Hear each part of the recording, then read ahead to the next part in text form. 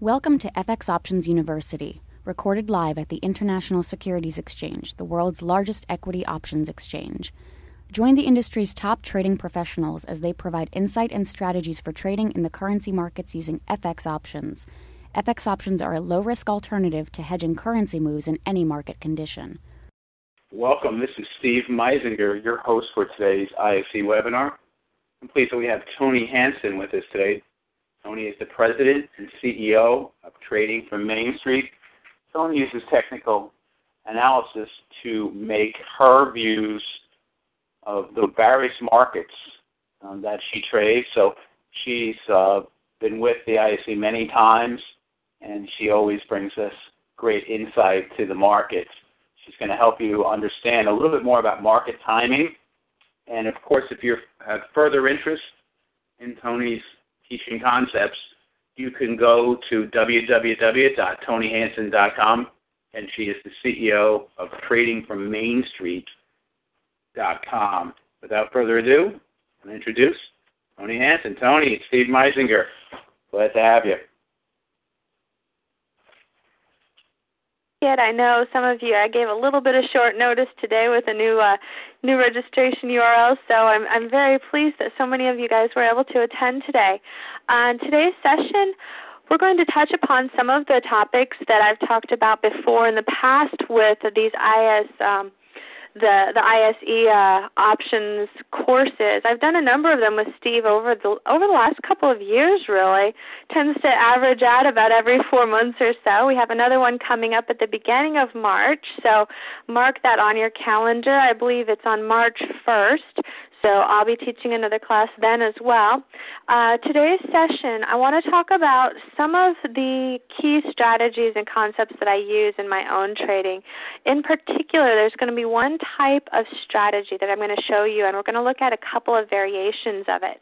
To begin with, a little bit of an introduction here. We'll go through some basic disclaimer stuff. I want to have, Steve, are you still around quick? Yes. Yes, all Toni, right, I'm going to have you give them a little bit of an introduction. I know we have a lot of people here, too, that don't really trade the FX options. So if you want to give a brief introduction here as to what you guys offer for just a couple minutes, and then I'll get started. Sure. Just to remind everyone, obviously options are not suitable for everyone. And if you want to learn more about options, well, you should keep coming back to fxoptions.com, or I'm an OIC instructor, Options Industry Council, and you can go to optionseducation.org, and you can get the characteristics and risks of standardized options. You can also learn tons there. Regarding FX options, all you need to trade FX options is an equity options brokerage account.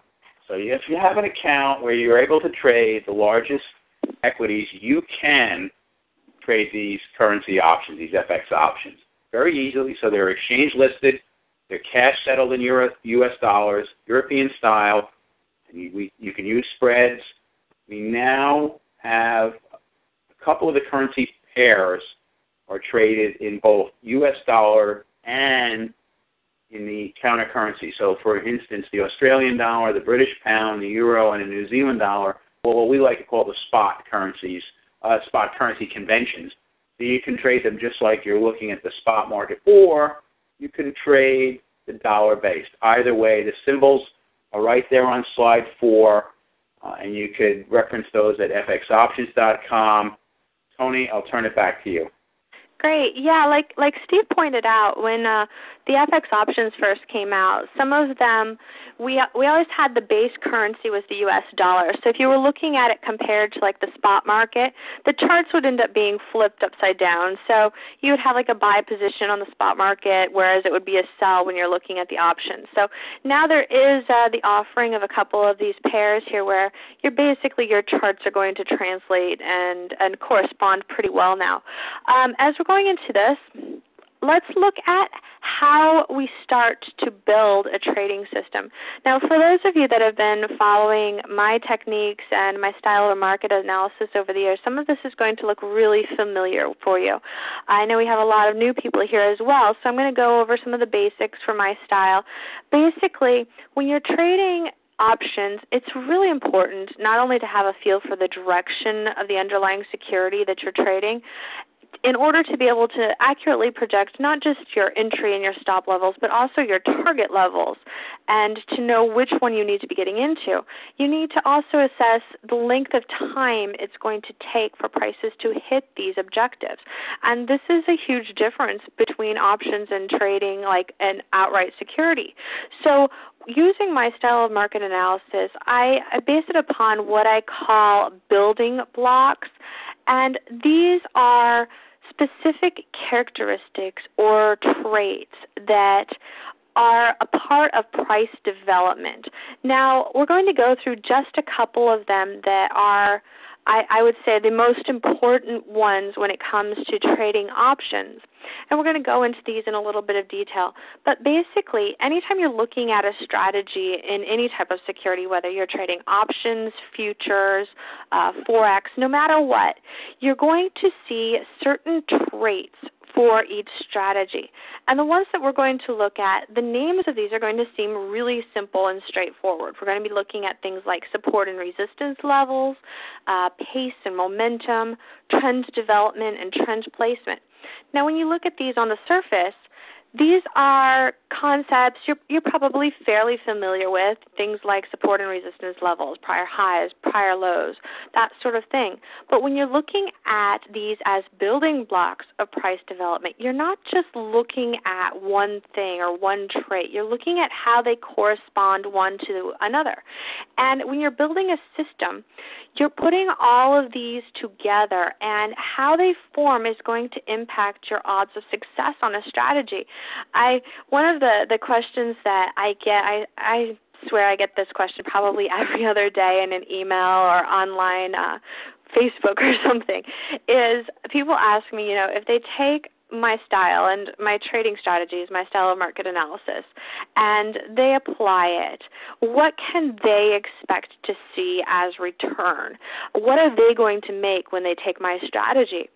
And the thing is that no matter how you trade, you're not going to actually be able to do exactly what I'm doing. And this is because we all have different parameters for what we not only accept as our risk, but also where our personality traits lie. Like, there's many, many types of strategies and many, many variations of strategies that I trade. And I am actually a pretty conservative trader. So most people end up trading more actively than I do when you're day trading. But I like to keep things where I'm taking strategies that I know my odds of success of getting at least 2 to 1 are 80% or higher. Now, this is something that a lot of people struggle their entire career to achieve, and it's certainly not achievable for everybody, but it doesn't have to be. When we look at each of these traits impact the success of a strategy. And you can add as many pros or cons as you want to that suit your risk.